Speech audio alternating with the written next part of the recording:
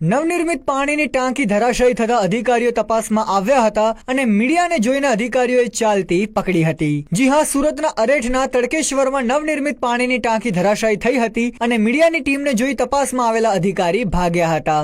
21 કરોડ રૂપિયાના ખર્ચે આ પાણીની ટાંકી તૈયાર કરાઈ હતી અને આ પાણીની ટાંકીથી 33 ગામોને પીવાનું પાણી મળવાનું હતું। 11 લાખ લીટર પાણીની ક્ષમતાવાળી ટાંકીનું ટેસ્ટિંગ કરાયું હતું અને ટેસ્ટિંગમાં 9 લાખ લીટર પાણી ભરાતા જ ટાંકી ધરાશાયી થઈ હતી અને સમગ્ર મામલે કાર્યવાહી કરાતા સંબંધિત કાર્યપાલક ઇજનેર અને નાયબ ઇજનેરને સસ્પેન્ડ કરાયા છે।